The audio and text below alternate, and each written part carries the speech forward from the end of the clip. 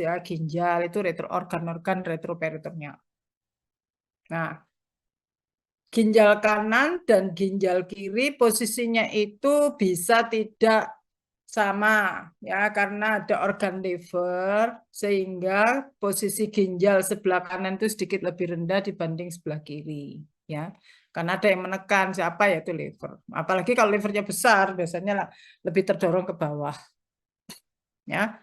Organ sekitarnya kalau kita menggambar ultrasound di left kidney itu seringkali terganggu oleh spleen, oleh gaster atau stama. Oleh karena itu, kita mesti pandai-pandai mencari sudut untuk bisa memvisualisasikan keseluruhan gambar ginjalnya. Ya, itu patokannya. Posisinya supine, ya bisa juga left lateral, posisi miring ya maksudnya. Nah, kalau misalnya kita tidak bisa mencari gambar ginjalnya itu karena terganggu oleh gambaran dari kolon misalnya, nah kita bisa membuat objek, ya, bisa posisi dari atas, ya, atau dari posisi punggung, dari pinggang, bukan punggung, pinggang, ya, renal angle area, jadi sudut yang dibentuk oleh ginjal, ya. Atau pasiennya suruh mengkurap atau prone atau duduk tegak bisa ya. Jadi kita upayakan agar semua ini bisa digambar dengan baik. Tidak selalu mudah ya, terutama ginjal kiri itu tantangan betul. Nah, apa yang digambar? Yang pertama tentu longitudinal scan, keseluruhan gambar pol atas sampai pol bawah. Maka letakkanlah ini ya, ada marker pada probe itu di bagian atasnya. Kemudian pasien tarik napas, tahan, kemudian di scan. Ya, gambarnya seperti ini. Menaruh probe-nya miring seperti ini untuk menggambarkan longitudinal. Oke. Nih, gambarnya seperti ini. Jadi ada gambar di atasnya. Jadi ini kalau kita seakan-akan memotong orang itu koronal seperti ini ya, dipotong begini, kelihatan levernya, ini hemidiafragmanya ya. Ini pol atas, ini pol bawah. Ini kulit kita di sini. Jadi probe diletakkan di sini untuk scan ini. Jadi melalui lever terlebih dahulu. Nah, kalau kalian perhatikan bahwa ada struktur pembuluh darah ya, ini inferior, vena cava inferior, ya, inferior caval vein. Ya, kemudian sebelahnya adalah aorta. Renal artery itu asalnya originnya langsung dari aorta. Ya, jadi aorta memberi cabang ke renal artery kiri maupun ke kanan. Ini pemahaman ini penting sekali ya, karena menyangkut nanti pola Dopplernya. Pola Doppler arteri itu seperti apa? Ya, ada waveformnya, ya, bentuk gelombangnya. Nah, tentu ada sistol, ada diastol, ya, karena mengikuti arteri. Nah, saudara mesti apa namanya, paham arteri, anatomi arteri ini terlebih dahulu sebelum nanti kita mengerjakan Doppler. Nah, di mana lokasi kita mencari pembuluh darah arteri? Kalau di gambar grayscale seperti ini, dia ada di hilum, masuk ke hilumnya ini ya, masuk ke hilumnya ini, masuk ke hilum ini. Oke, ya. Nah, ini dijelaskan tentang Morrison pouch. Morrison pouch itu ruangan di antara lever dan ginjal. Biasanya ada cairan bebas tuh di situ. Ya. Jadi ini gambar diafragma, ini ginjalnya, ini levernya. Oke. Gambar yang berikutnya adalah transfer scan. Tadi longitudinal, sekarang gambar transversal. Ya, jadi kita membiasakan untuk mengevaluasi ginjal itu selain longitudinal kita gambar transversal. Apa bedanya? Nah, yang membedakan kita lihat di sini bahwa kita menilai dari anterior ke posterior, dari kanan ke kiri. ya. Jadi dipotong transversal. Apa yang terlihat? Ya, di sini ada hilum. Tadi tempat masuknya pembuluh darah arteri dan vena di sini. Ya, ini yang disebut ya ini ada medula di sini, ada korteks di sini. Ya, kalau ini pelvisnya di sini. Oke. Oke, itu tadi kanan. Bagaimana di kiri? Kiri tadi sudah saya jelaskan bahwa ada penghalang. Apa saja? Kalau dari depan itu bisa gaster, bisa juga spleen. Apalagi kalau spleennya membesar, gitu ya. Nah, maka kita berupaya agar bisa menampilkan left kidney ini dengan baik. Ya. Bagaimana caranya? Pasang probe-nya di mana? Bisa di depan seperti ini. Artinya kita menggambar ginjal ini melalui gaster. Kalau kita pasang di samping, dia melalui spleen. Kalau kita pasang di belakang, bisa langsung menuju ke left kidney. Ya, jadi tergantung dari mana kita mengambilnya. Ya, bisa saja kamu ambil dari 3 posisi ini, tidak ada masalah. Yang penting tergambar dengan baik apa struktur dari mulai dari korteksnya ya, dari kapsul ginjal, perirenal fatnya, kemudian korteksnya, medulanya, sinusnya yang berisi kalsial itu ya, hilusnya, semuanya harus digambarkan dengan baik ya, bahwa ginjal itu pada umumnya hipoekoik ya bila dibanding liver atau spleen. Oke, saya stop sampai di sini. Untuk reminding kita, saya teruskan dengan sekarang kita bicara tentang Doppler. Doppler, pemeriksaan Doppler pada ginjal itu kelanjutan, ya, kelanjutan dari pemeriksaan grayscale. Ya, kalau tadi yang saya ajarkan tadi itu adalah tentang grayscale, menggunakan B-mode, ya. Jadi hasilnya adalah abu-abu, hitam, ya, grayscale, skala abu-abu.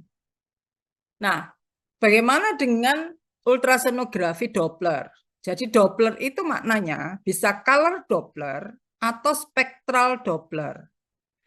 Kalau color Doppler itu hanya untuk menilai warna, pewarnaan di pembuluh darah. Ya. Berdasarkan kualitatif kita akan bisa menilai bahwa pembuluh darah itu masih baik, pembuluh darah itu menyempit, pembuluh darah itu melebar. Ya, kualitatif. Nah, kita berusaha agar selain kualitatif dengan ultrasonografi colornya, warna, kita menggunakan spectral Doppler.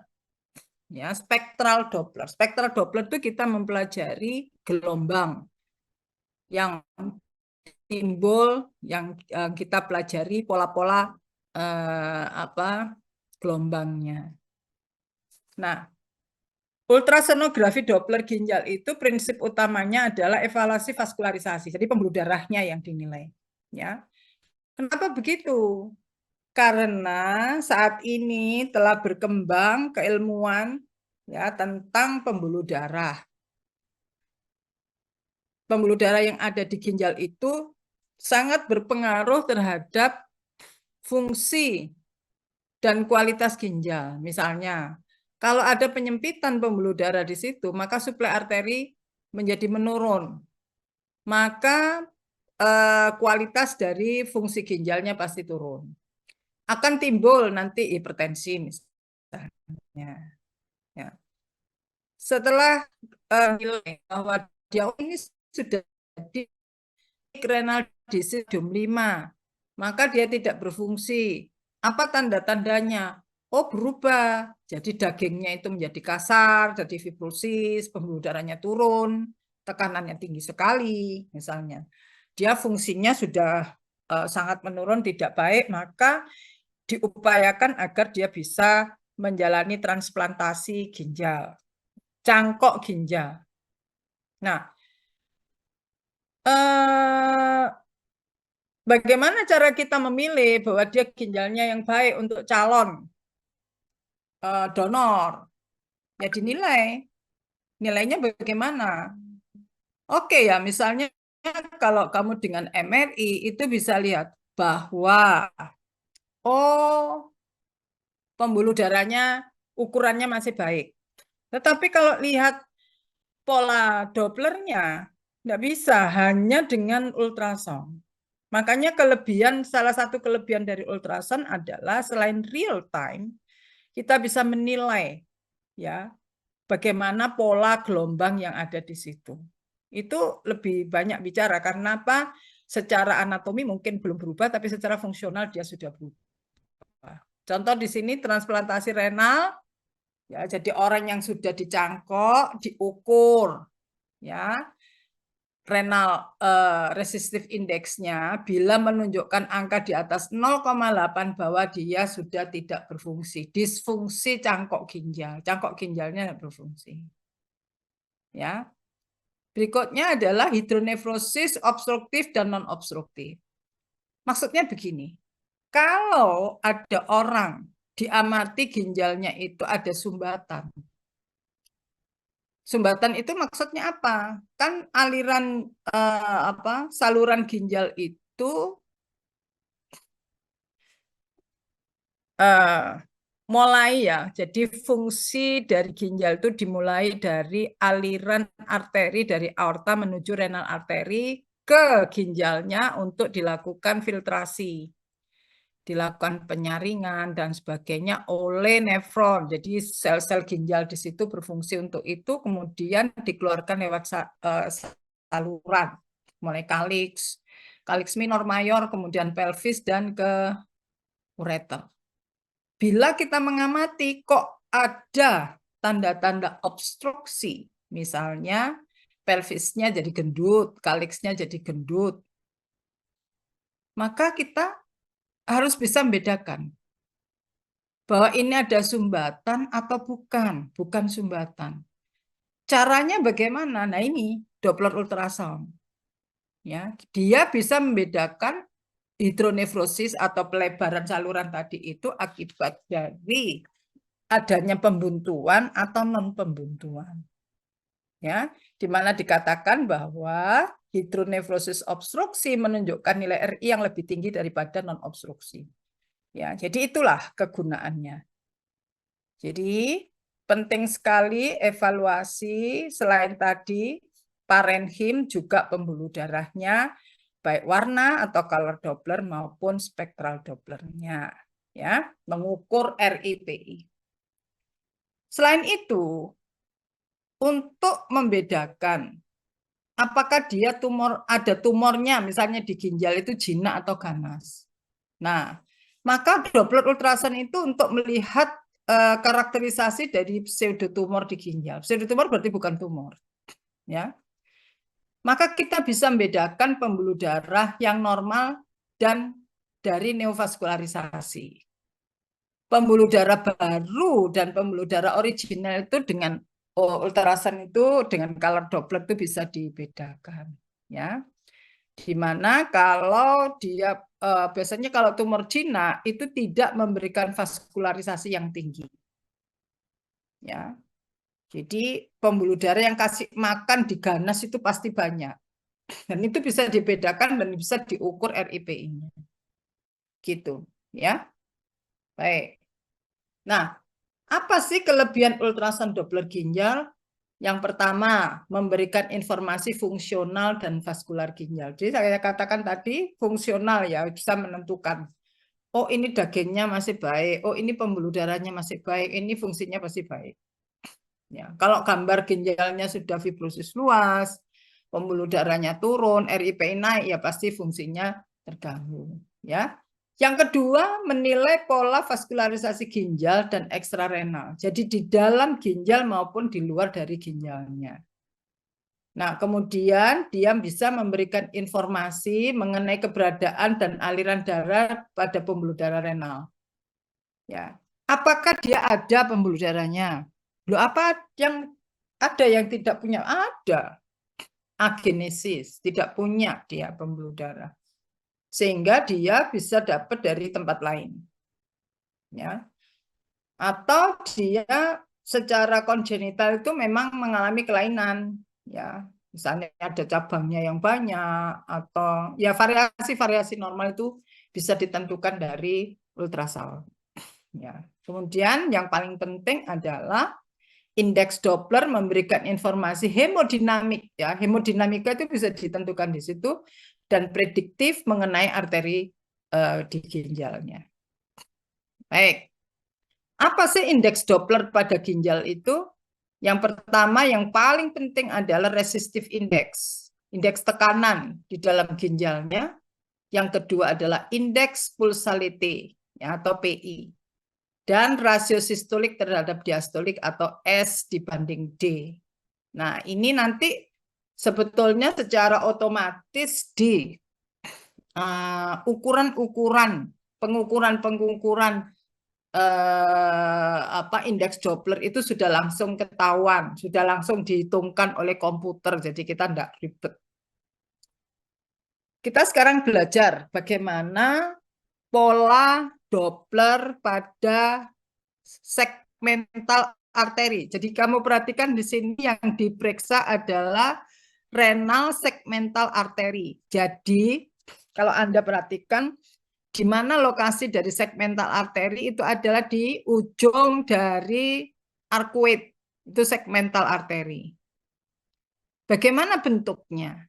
Yang pertama sharp systolic upstroke. Lihat di sini ya. Tinggi, shoot.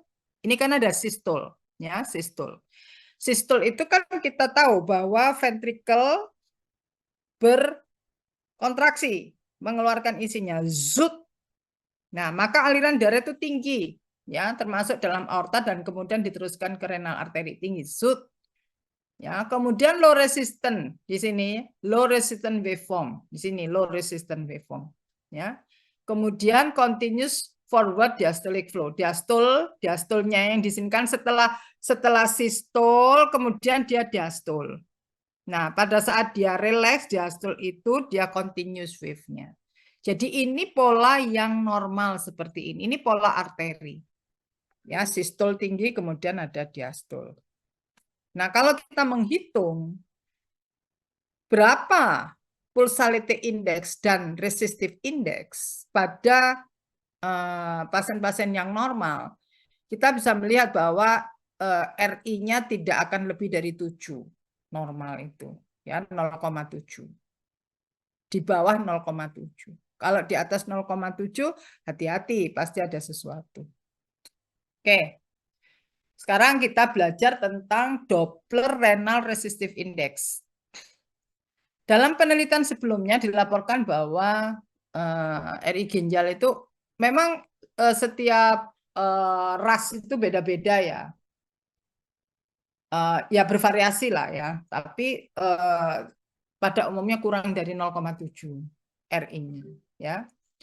Nah, di sini dikaitkan bahwa RI ginjal resistive index itu dikaitkan dengan perubahan histologi dan hasil ginjal yang buruk selama penyakit ginjal kronis. Jadi kalau kita pelajari orang dengan diabetes, kemudian ada gangguan fungsi ginjal, diukur berapa RI-PI-nya. Pada umumnya makin lama kondisi ginjal makin buruk, RI-nya itu juga naik, makin naik, makin naik. Ya, jadi itu ada korelasi antara kondisi ginjal dengan resistive index-nya. Dan mempelajari resistive index ini berkontribusi untuk mendiagnosis pasien dengan risiko tinggi penyakit ginjal stadium akhir. Ya, ya pasien kalau sudah divonis dia gagal ginjal stadium akhir itu artinya apa? Ginjalnya sudah mengkeret, terjadi fibrosis, pembuluh darahnya menurun di situ. Ya, kalau sudah itu ya kita harus mengatakan bahwa ini stadium akhir gitu. Ya. Kemudian parameter Doppler paling umum untuk menilai berbagai penyakit ginjal. Yang pertama, kita bisa menilai bahwa pasien itu terjadi penolakan transplantasi ginjal. Ya. Itu bisa dinilai bahwa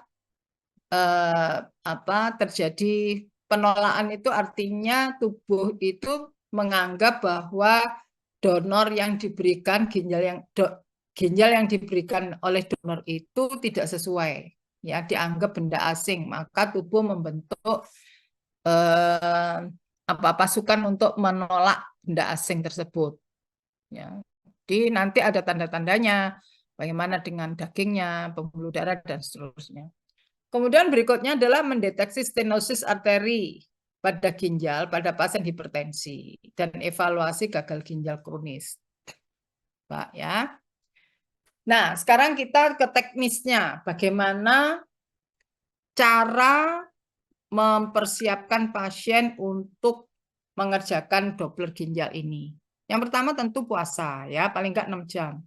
Makanya sebaiknya kalau USG yang complicated itu kerjakan saja pagi hari atau sebelum makan siang. Ya. Pemeriksaannya berapa lama? Ya memang tergantung tangannya. Orang yang baru belajar Doppler ya lama pasti. Tapi kalau yang sudah ahlinya ya sekitar 30 menit sudah selesai semua gitu ya.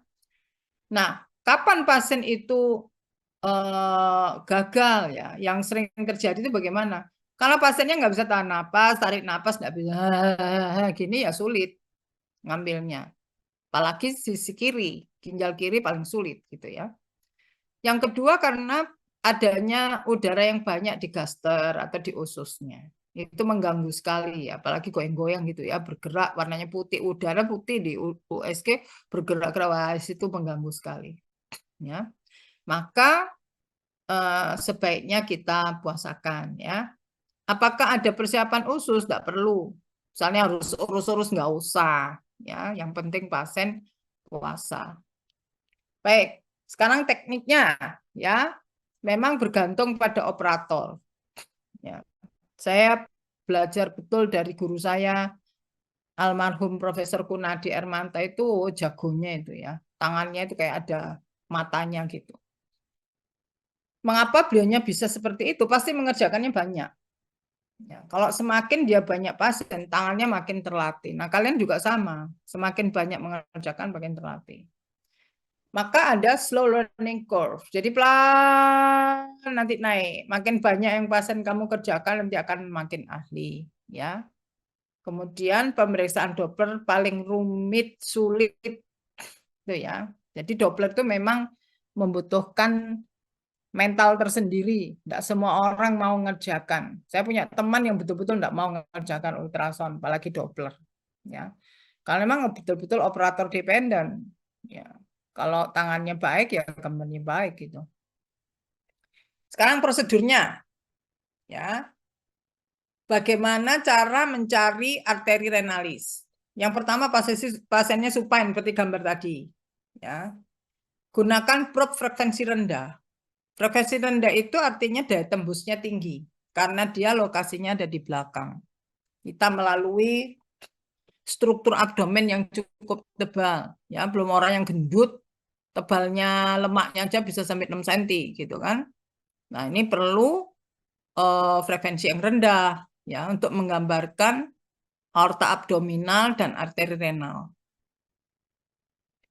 Memang tantangannya adalah orang-orang yang perutnya gede, yang lemaknya tebel, itu tantangan betul gitu ya. Makanya kalau jadi contoh itu biasanya orang langsing-langsing itu gampang untuk lihatnya.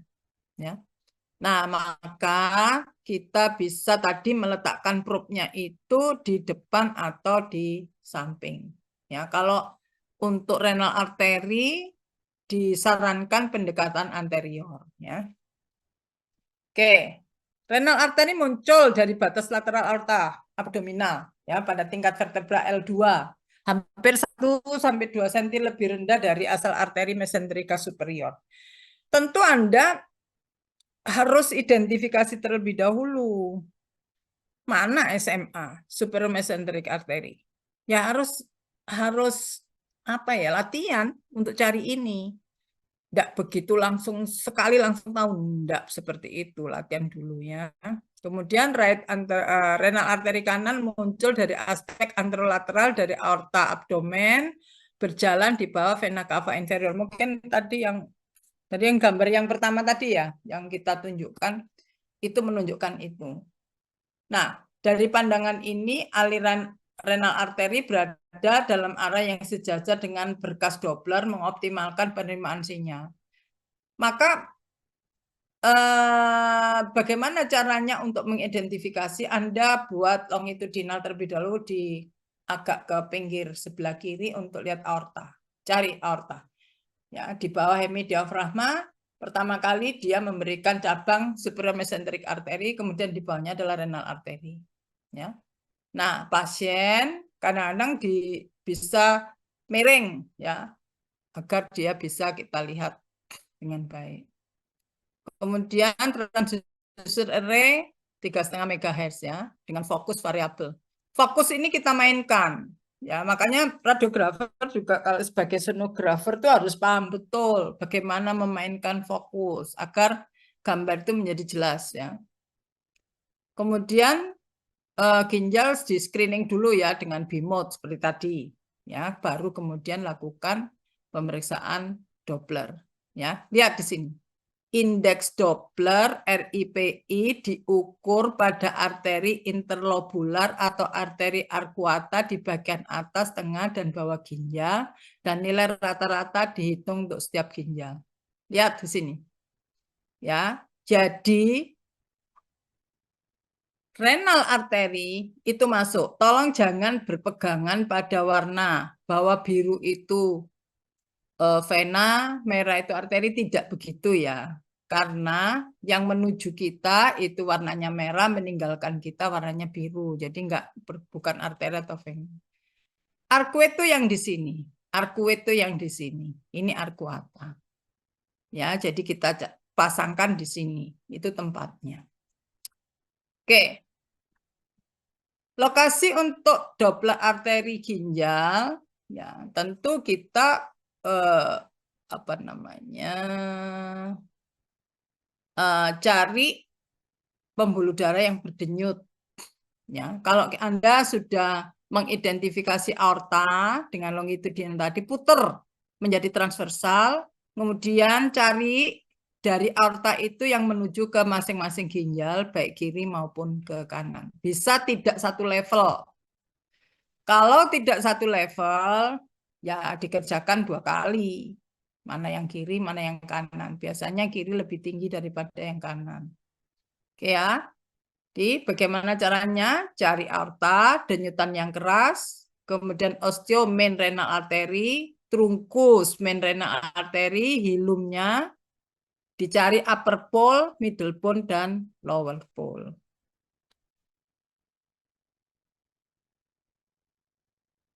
Oke. Nah, ini adalah gambar dari aorta. Ya, ini aorta.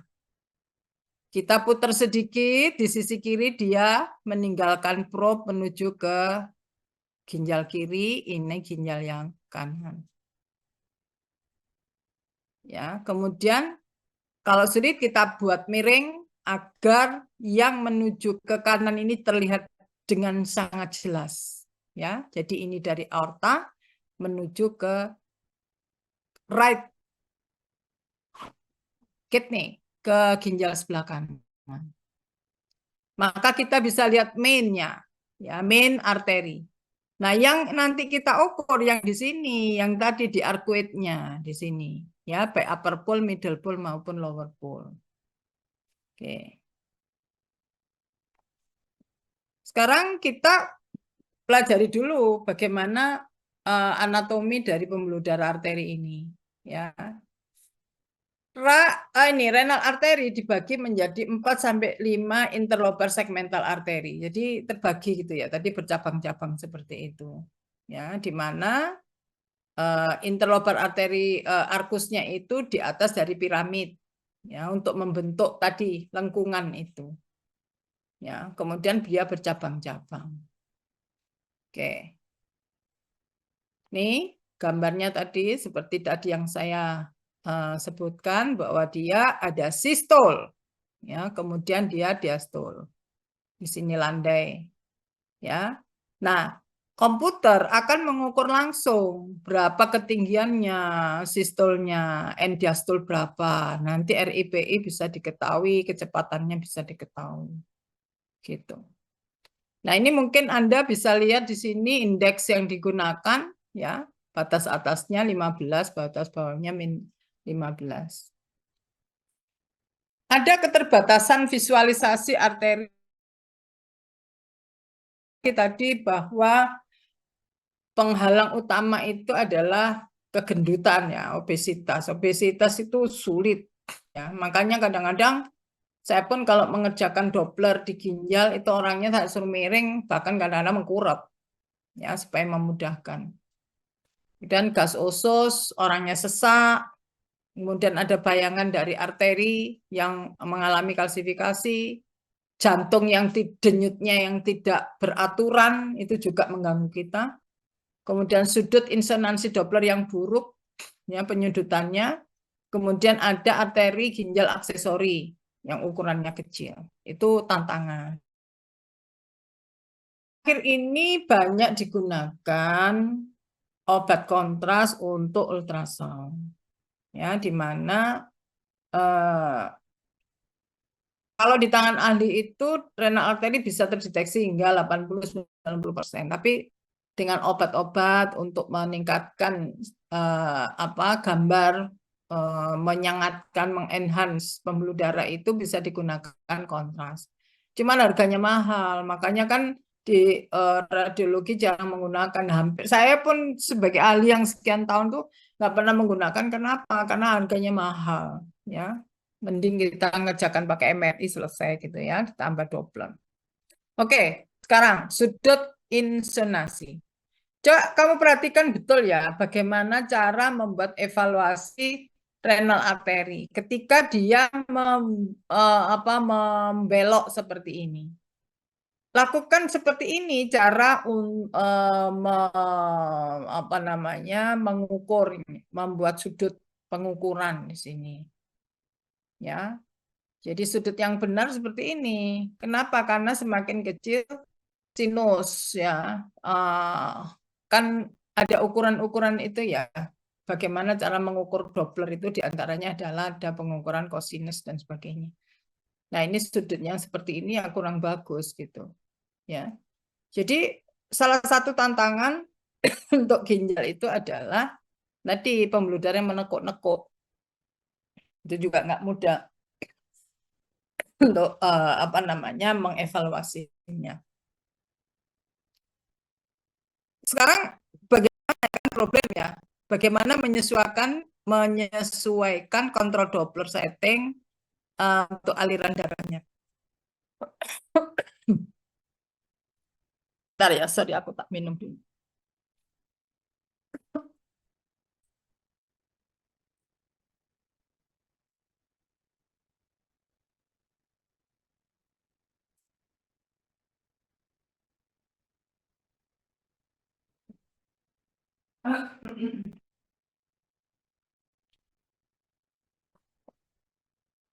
Oke.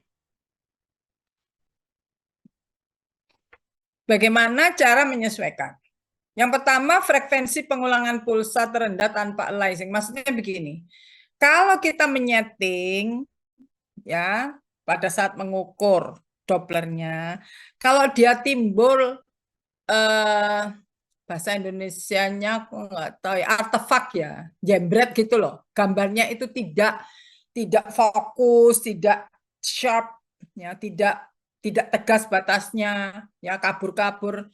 Itu berarti ada aliasing. Maka setting frekuensinya sampai betul. Ya, kemudian kotak warnanya kecil, ya, disesuaikan. Mungkin kalian tidak bisa bayangkan. Ya, nih kotak warnanya kecil. Oke. Kemudian usahakan tidak ada noise sebagai latar belakang.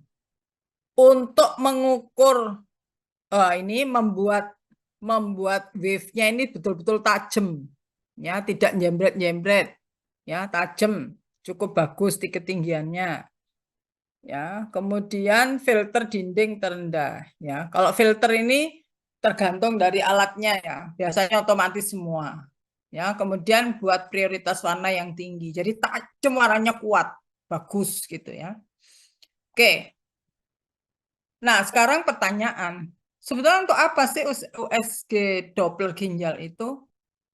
Tadi ada stenosis arteri ginjal. Apa sih stenosis? Itu penyempitan.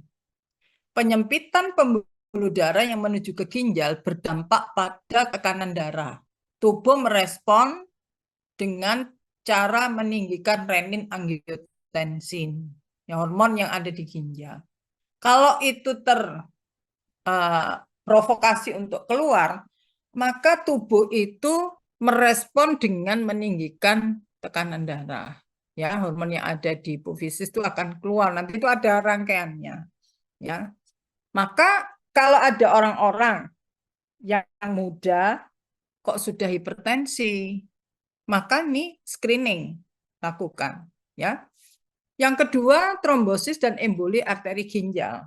Ada orang dengan diabetes, ya, kemudian dislipidemia, maksudnya itu banyak kerak-kerak di pembuluh darahnya yang lepas masuk ke renal arteri, maka dia bisa menimbulkan pembuntuan, ya, yang disebut trombosis atau emboli.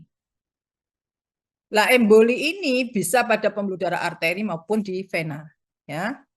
Kemudian ada kelainan lain yaitu aneurisma. Aneurisma itu melebar seperti balon isi air itu loh. Makin lebar dia dindingnya makin tipis. Ya. Atau pseudoaneurism. Apa itu pseudoaneurism? Pelebaran yang seakan-akan seperti aneurisma. Apa penyebabnya? Bisa misalnya ada trauma sebelumnya. Ya, misalnya karena suatu tindakan, ya, pernah dicubles, kemudian tubuh mereaksi membentuk pseudoaneurism. Ya. Kemudian terjadinya komunikasi langsung antara arteri dan vena. Saudara-saudara tahu bahwa, ya, sebagai in nature alamiah itu pembuluh darah arteri menuju ke ginjal sampai yang paling kecil strukturnya kapiler, kemudian terjadi exchange, ya, kemudian venul-venul menjadi besar jadi vena. Jadi itu normalnya, in nature, naturalnya seperti itu. Tetapi suatu saat bisa terjadi komunikasi langsung dari arteri ke vena. Bisa dibayangkan, seharusnya vena itu tekanannya rendah, mendapatkan aliran tinggi dari arteri, maka akan terjadi kekacauan di situ. Ya, jadi seperti arteri venous malformation. Ya. Kemudian ada sindroma yang disebut nutcracker. Ya. Pemecah kacang, ya.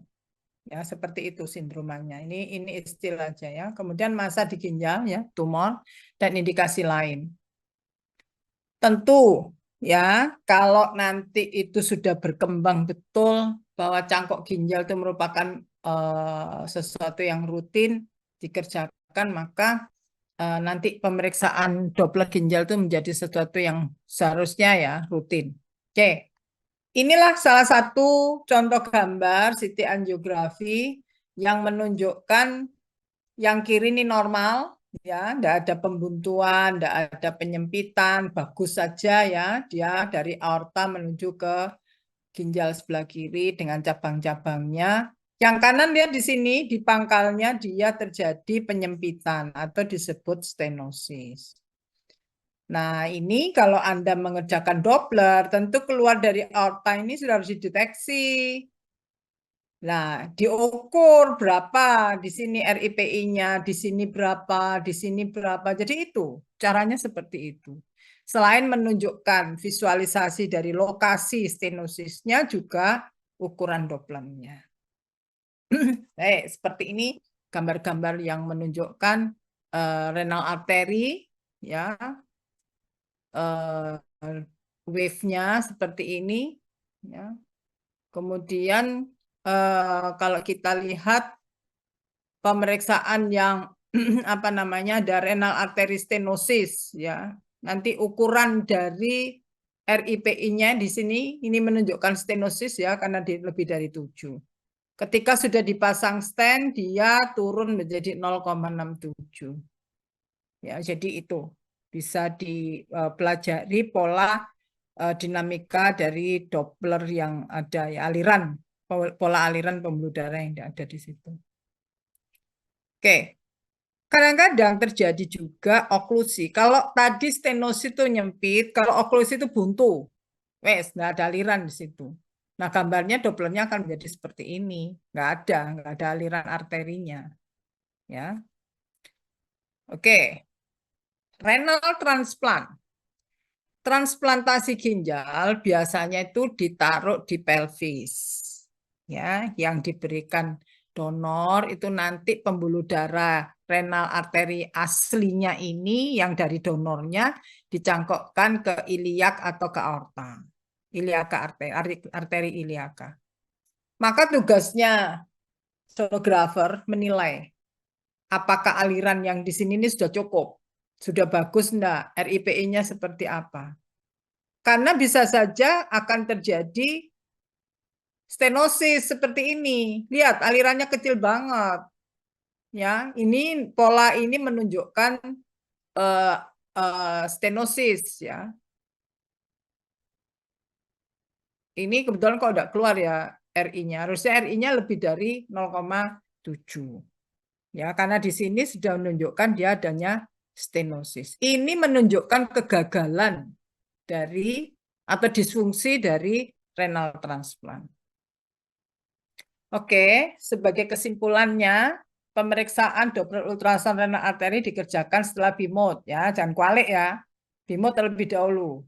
Kalian harus lihat longitudinal transversal ya. Kemudian kita cari hilumnya, identifikasi mulai dari keluar dari aorta sampai di arcuate.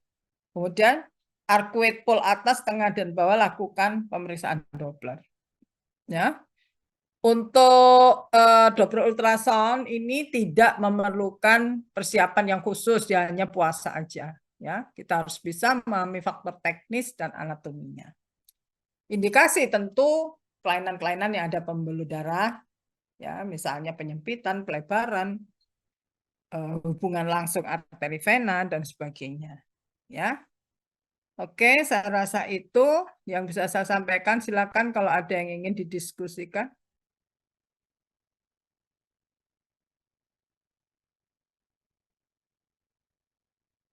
Silakan. Ada yang ingin didiskusikan? Setelah ini Anda coba searching di YouTube atau di ini tentang how to do, bagaimana cara mengerjakan Doppler ginjal, ya. Nanti akan ada petunjuk-petunjuk teknisnya. Ada yang ingin ditanyakan? Permisi, Prof. Silakan. Apakah suara saya terdengar, Prof? Jangan, dengar, Marki. Kemarin saya sempat baca, Prof, untuk renal itu ada proyeksi erek, terutama pada renal kiri karena letaknya lebih tinggi. Nah, apakah pencitraan pada left renal ini, terutama pada USG Doppler, itu diperlukan atau lebih baik seperti itu, Prof? Maksudmu posisi erek lebih baik gitu, toh? Maksud saya, apakah possible untuk melakukan Doppler pada posisi erek? Iya, Seperti nggak itu, Prof. nyaman pasiennya. Kenyamanan pasien juga harus dipertimbangkan. Ya, biasanya saya mengerjakan itu pasiennya miring. Ya, memang kendalanya itu biasanya napasnya.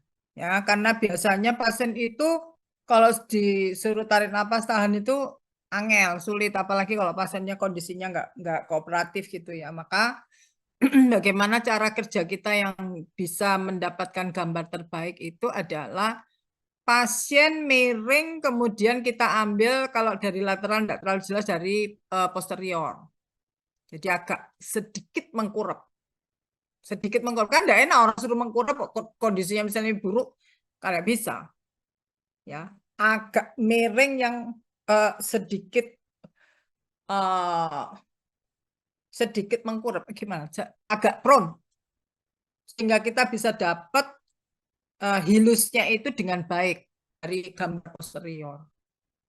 Ya, saya tidak pernah mengerjakan posisi erek kecuali, nah ini kecuali orangnya kooperatif, misalnya anak-anak yang memang bisa diperintahkan duduk dengan baik itu bisa. Erek itu artinya bisa duduk, Mas Margi. Ya, duduk tegak seperti itu. Bukan berdiri tapi duduk tegak. Nah, kalau pasiennya misalnya kesakitan atau pasiennya itu kondisinya tidak sadar ya nggak bisa. Ya, jadi upaya kita bagaimana pasiennya dimiringkan, ya, miring sampai kita bisa mendapatkan hilum dari ginjal. Ya, kita lihat aorta cabangnya ke renal arteri kiri itu harus diperlihatkan dengan jelas, mulai dari proksimal sampai ke distalnya. Begitu, Mas. Karena memang nggak bisa satu gambar, bisa beberapa gambar. Kita gambar di bagian proksimalnya, tengahnya, kemudian distalnya. Gitu. Ya, saya pribadi kalau enggak terpaksa betul enggak akan menyuruh orang duduk untuk dilakukan renal Doppler. Gitu. Gitu, Mas Margi. Sudah Baik, bisa. terima kasih, Prof. Ya, makasih. Ada yang lain? Silakan. Permisi, Prof, saya mau tanya. Silakan. Tadi kan renal arteri kan bercabang jadi segmental sama interlobaris. Nah, itu apakah ada perbedaan pola Doppler antara renalnya dan cabang-cabangnya, Prof? Ya, tentu kalau polanya sama ya kan pola arteri. Tetapi kecepatan, kemudian resistive index antara proksimal dengan distal tentu berbeda, Mas. Terutama di kecepatannya. Ya toh. Kalau di proksimal kan lagi dari aorta ya tinggi lah. Makin distal kan makin kecil flow-nya, kecepatannya V-nya. Ya, kalau resistive index kan itu rasio yang diukur, ya kan? Sistol kemudian diastolnya, gitu. Jadi pola spektrumnya pola arteri semua, tetapi yang representatif untuk menjadi ukuran RIPI di ginjal adalah yang di bagian arcuate-nya, begitu. Berarti perbedaannya terdapat pada kecepatannya ya? Ya, kecepatannya. Makin ke distal makin kecil, makin turun. Oke, terima kasih, Prof. Sama-sama. Mengapa kita menilai resistive index yang ada di dalam ginjalnya? Karena yang kita ingin menilai juga daging ginjalnya kan? Iya toh. Hemodinamika yang ada di dalam daging ginjal itu penting untuk menilai apakah dagingnya itu terjadi fibrosis atau enggak gitu. Kalau terjadi fibrosis, misalnya gagal ginjal, itu pasti menyebabkan resistive index-nya naik. Kan tekanannya tinggi, Mas. Di situ. Gitu. Ya. Itu logikanya seperti itu. Oke, ada yang lain? Nadia, ada yang ingin ditanyakan? Ini sih suaranya terdengar, Prof. Terdengar. Silakan. Mau tanya, untuk pasien yang tadi transplantasi ginjal, itu kan transplantasinya itu diletakkan di area pelvis ya. Berarti scan-nya kita em, di area pelvis juga. Cari. Mencari. Dicari sampai bawah. Nah, biasanya jahitannya kan di sekitar itu. Jadi kita tahu. Gitu, Pak. Mau tanya lagi, Silakan. kalau transplantasi ginjal itu berarti ginjal yang lama itu kan tetap, Tetap ada, boleh diambil, boleh. berarti nggak Karena wajib tidak, di-scan. ya, karena eh, tidak ada gunanya juga diambil untuk apa? Dibiarkan aja dia di situ, tetapi diberikan ginjal baru. Lokasinya di mana? Biasanya di pelvis. Ya, nanti renal arteri disambungkan dengan iliac arteri. Gitu. Berarti untuk scanning USG-nya itu untuk ginjal lamanya tidak perlu. Boleh aja dievaluasi, ya kan? Tapi kalau penerimaan donor, berarti yang dievaluasi yang lebih diutamakan adalah renal transplantnya, gitu. Ya kan? Kan kita ingin menilai kondisinya, ya kan? Apakah terjadi pembengkakan, kemudian bagaimana dengan Dopplernya, apakah dia ada stenosis dan sebagainya, ada trombosis, enggak, gitu. Ya. Nah, sekarang nanti Anda akan punya pengalaman, semakin lama Anda mengerjakan itu kadang-kadang, waduh, sudah mandi keringat, nggak ketemu ginjal kirinya. Ternyata orangnya nggak punya ginjal kiri. Bisa. Tapi untuk menyatakan bahwa dia tidak punya ginjal kiri, itu harus di-screening di seluruh area terlebih dahulu. Nggak boleh cepat menyerah. Karena kadang-kadang ada yang disebut renal aberran. Jadi atau dia apa? Tempatnya itu pindah gitu. Pindahnya itu bisa turun sampai di bawah di pelvis atau dia crossing, sama-sama di kanan atau sama-sama di kiri. Nah, seperti itu enggak boleh menyerah. Scanning terus sampai ketemu.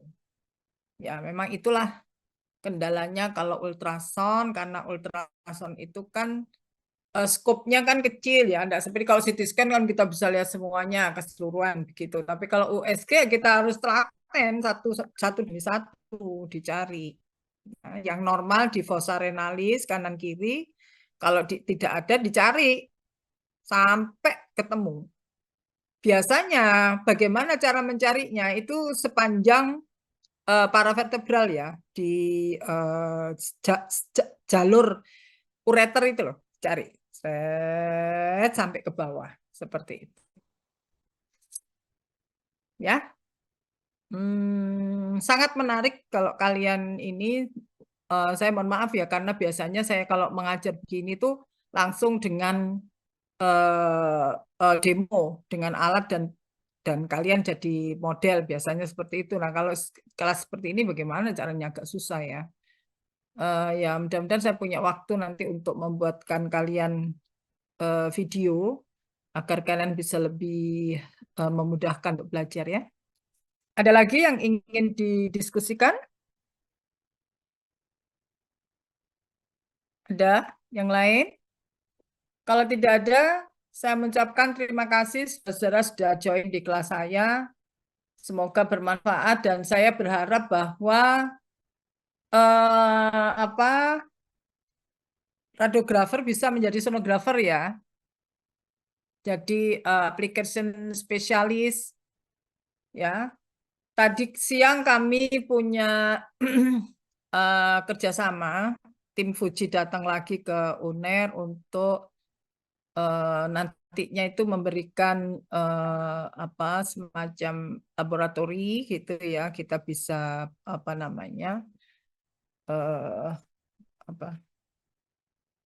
bentar ya, saya kuliah sebentar, nanti tak telepon.